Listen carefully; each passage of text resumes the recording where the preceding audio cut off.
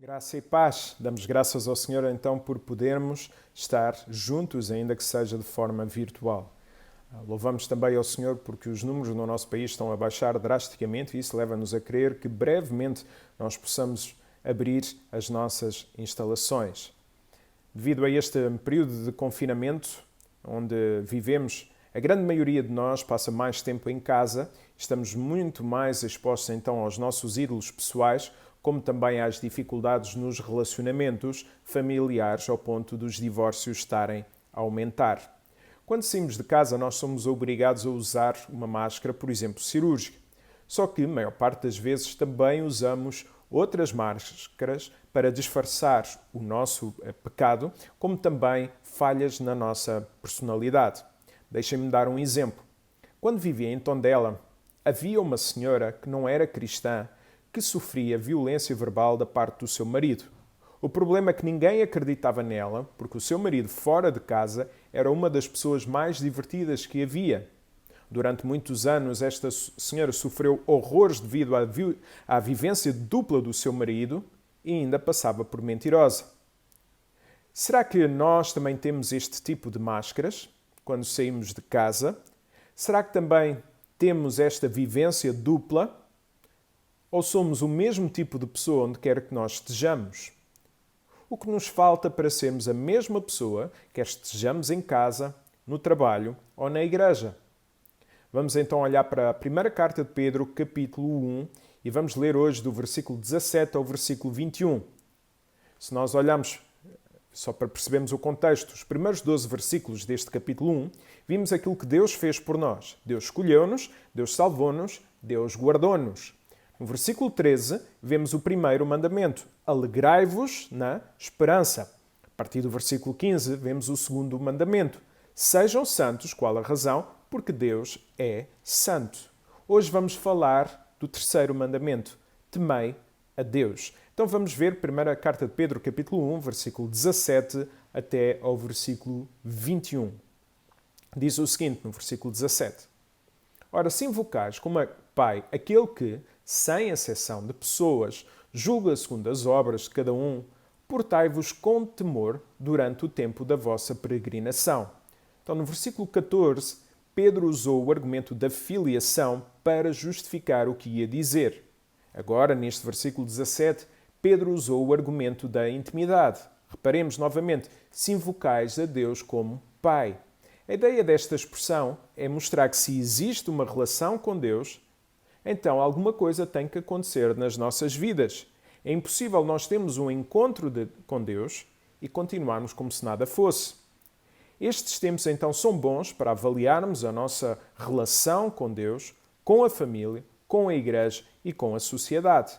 Precisamos também pensar se estamos a crescer em amor para com Deus, se estamos a crescer em santidade ou sermos mais como Cristo e se estamos a fazer discípulos, até porque a missão da Igreja não para. A missão da Igreja continua a fazer discípulos de todas as nações. Se houver pouco crescimento, teremos então de fazer um exame ao nosso coração. Aliás, é o desafio que o apóstolo Paulo deixou-nos na primeira carta aos Coríntios, capítulo 11, versículo 21, ou 28, aliás, que diz: examine-se, pois, o homem a si mesmo. Então é algo que nós devemos fazer constantemente, o exame ao nosso coração, e não apenas antes da ceia. Na verdade, tenho percebido que quem não analisa a sua vida, não ouve a sua família e não ouve também os amigos mais próximos de si, é porque se acha perfeito. E a Bíblia é clara a esse respeito. Por exemplo, em Romanos capítulo 3, versículo 10, não há um justo, não há ninguém perfeito. Então temos de analisar a nossa vida, tendo como base a filiação com Deus, pois nós somos filhos de Deus. Esta será sempre a nossa identidade. Filhos de Deus. Por mais lutas que nós possamos passar, não nos devemos esquecer qual a nossa identidade. Se tentarmos obter aprovação do mundo, então nós vamos querer que o mundo nos aceite. Por outro lado, se soubermos que fomos aprovados por Deus, saberemos que não temos de provar nada ao nosso bom Deus. Por isso, o nosso maior desejo deve ser ter um relacionamento de intimidade com Deus. É bom sabermos que Deus, tal como vimos neste versículo, Deus não faz acepção de pessoas no seu julgamento. uma nota importante sobre isto. Este não é um julgamento para a salvação. Nós fomos salvos não pelas nossas obras, mas pelas obras de Cristo. Há pessoas que colocam em causa a soberania de Deus na escolha de quem é salvo, dizendo que Deus não faz acepção de pessoas. Seria acepção de pessoas se Deus escolhesse com base nos méritos de alguém e desprezasse outras pessoas. O que a Bíblia nos diz é que simplesmente Deus salva quem Ele quer, até porque não há um justo nem um sequer. Então não nos compete saber nem perceber mais do que isso que a Bíblia nos diz. Sendo assim, este julgamento a que o texto se refere é o julgamento das obras que nós fazemos diariamente. Romanos capítulo 14, versículo 12. De maneira que cada um de vós dará conta de si mesmo a Deus. Segundo aos Coríntios capítulo 5, versículo 10. Porque todos devemos comparecer ante o tribunal de Cristo para que cada um receba segundo o que tiver feito por meio do corpo, ou bem ou mal. Sendo assim, nós temos intimidade com Deus, o qual julga com a mesma imparcialidade, quer sejam ricos ou pobres, Tiago 2, 1 a 9, quer sejam judeus ou gentios, Romanos 12, 2, 11, escravos ou judeus, Efésios capítulo 6, versículo 9. Precisamos ter este entendimento, porque há uma grande diferença entre o julgamento de Deus e o julgamento que nós fazemos. 1 de Samuel capítulo 16, versículo 7, Porém, o Senhor disse a Samuel: Não atentes para a sua aparência, nem para a grandeza da sua estatura, porque o Senhor tem rejeitado. Porque o Senhor não vê como o homem, pois o homem vê o que está diante dos olhos, porém o Senhor olha para o coração. Então é um descanso enorme saber que Deus não me vê como eu vejo e nem me vê como o mundo vê. Deus é justo nos seus julgamentos. Se nós temos um relacionamento então íntimo com Deus, e se Deus é justo no julgamento das obras, então teremos de, segundo o apóstolo Pedro, andar em temor durante o tempo da nossa peregrinação. Então, enquanto estivermos nesta terra, devemos ter temor, reverência para com Deus em tudo aquilo que nós fizermos. O temor a Deus vai para além da aparência, conforme vimos, até porque quem se ilude pelas aparências são os homens. A reverência ou temor a Deus significa então pelo menos duas coisas. Em primeiro lugar, quem teme ao Senhor tem o desejo de glorificar a Deus em tudo o que faz. Olharem para nós, então, que possam perceber que nós somos de Deus, ao ponto de nos perguntarem qual a razão da esperança que há na tua vida. Em segundo lugar, quem tem reverência ou temor a Deus terá coerência entre o que vive e o que fala. Deixará de lado as máscaras existentes nas suas vidas. Então, o facto de Deus ser o nosso Pai não deve ser encarado como ter uma carta branca para fazermos o que quisermos. Já que sou salvo, posso viver como quero. Não. Porque quem ama a Deus, ama também a sua vontade e tem o desejo de lhe ser obediente. Deus, ao ser o nosso Pai, traz responsabilidades aos nossos atos. E é um perigo quando nós perdemos o temor a Deus. Nos aconselhamentos que damos, eu e a minha esposa, notamos precisamente isso. Quando alguém perde o temor a Deus, as coisas ficam muito impossíveis, ou ficam muito difíceis, para não dizer praticamente impossíveis, porque as pessoas perdem o foco da glória de Deus. A salvação não deve trazer desleixo à nossa vivência, deve sim trazer temor a Deus. Tenhamos a certeza então que se nos desleixarmos, Deus fará tudo para nós voltarmos ao caminho. Deus não vai permitir que os seus filhos vivam no pecado como se nada fosse. Deus também não irá fazer a regra dos 3 segundos, como nós fazemos com os nossos filhos. Tens que obedecer a isto. Conta até 3. 1, 2, e ele até o 3º segundo tem que fazer. Deus não faz isso connosco. Porquê? Porque Deus deseja tanto que nós sejamos santos que nem sequer nos dá a possibilidade de nós pecarmos 3 segundos. Porque o pecado, qualquer que ele seja, por menor tempo também, nem que seja de 3 segundos, é uma ofensa contra a santidade de Deus.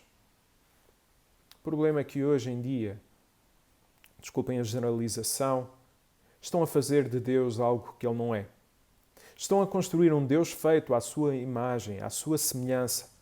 Como? Quando dizem coisas como Deus é tão querido, tão amoroso, que o seu objetivo é ver-nos felizes. O objetivo de Deus é ver-nos felizes. Ou então, Ele só quer o nosso bem.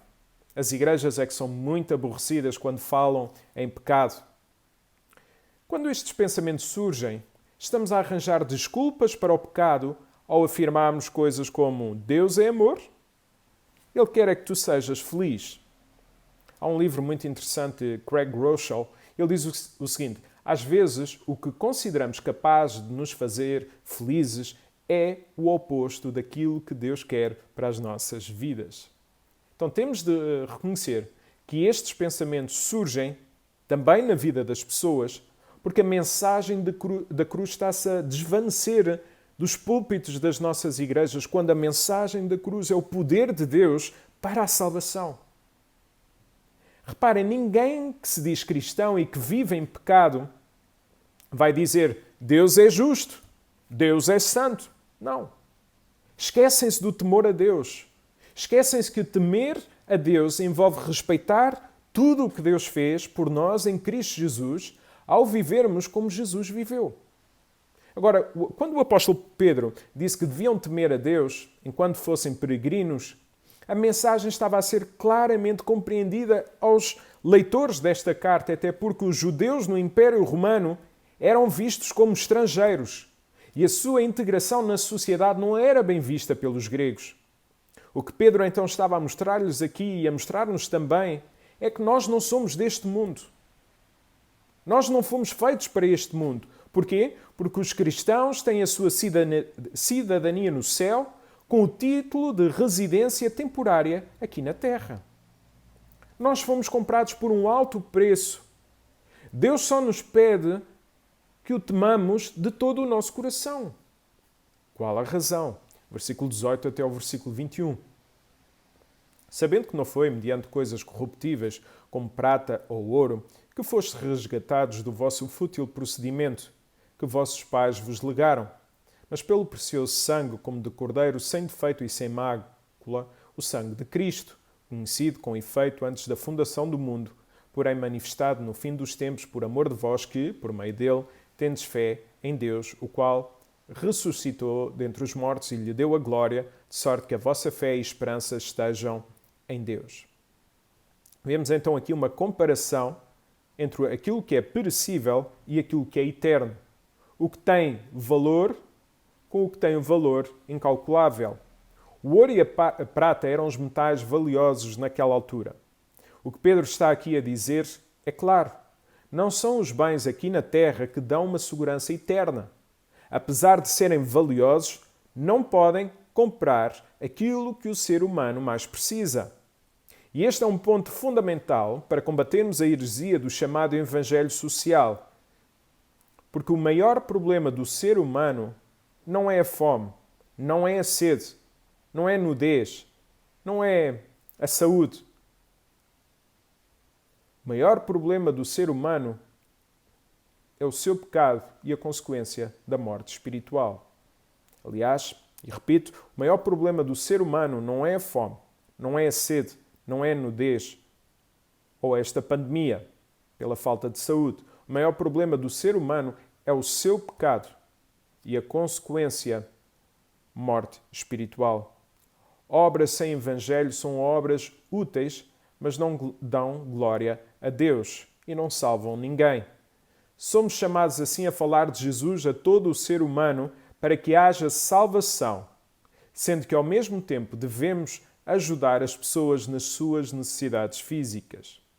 Diz-nos o versículo que a salvação garante o resgate da futilidade da vida que tinham, tanto aos judeus que viviam numa espiritualidade vazia, Marcos capítulo 7, versículo 5 até ao versículo 13, como também aos gentios com os seus antepassados pagãos.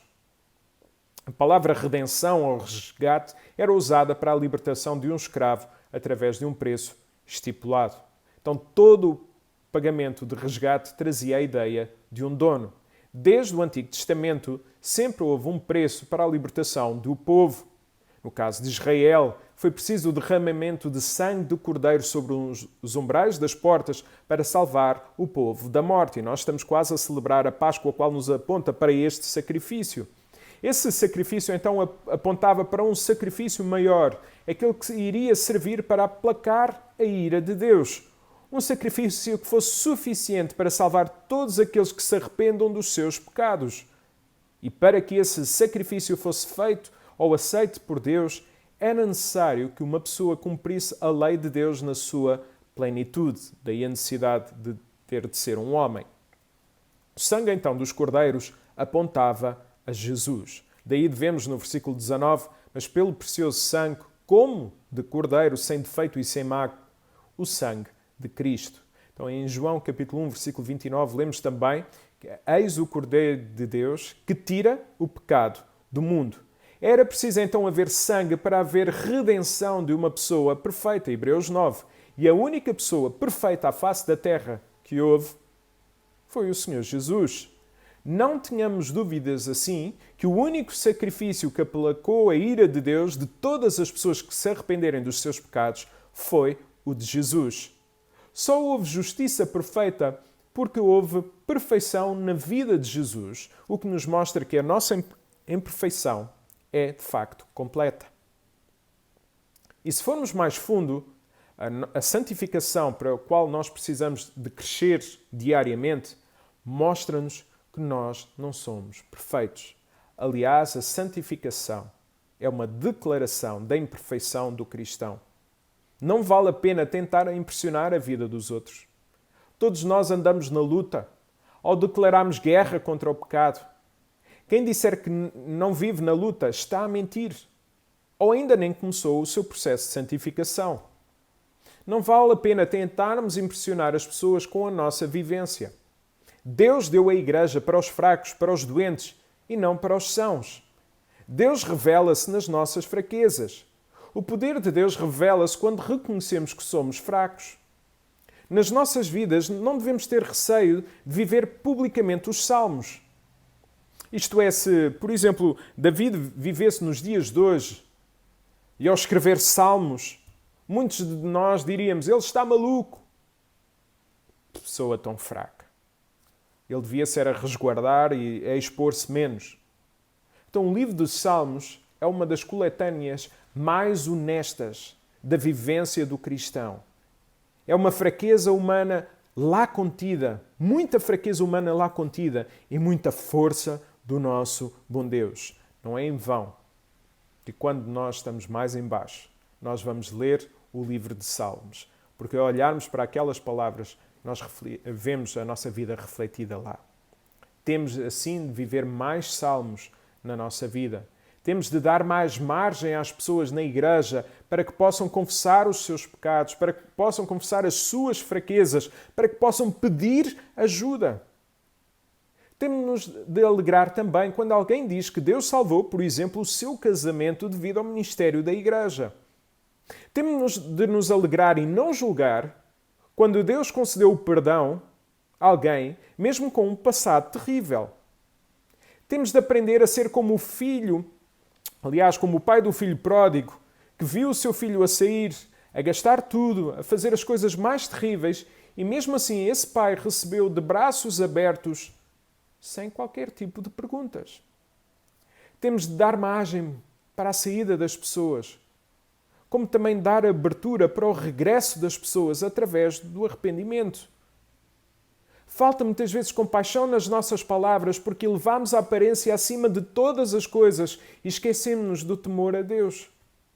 O nosso coração precisa ser transformado e só há mudança de vidas quando o nosso coração for transformado pela mensagem do Evangelho. Se temos intimidade com Deus, devemos então ter temor, reverência para com Ele.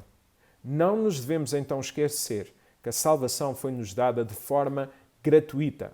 Contudo, teve um grande preço pago por Deus, o seu Filho Jesus.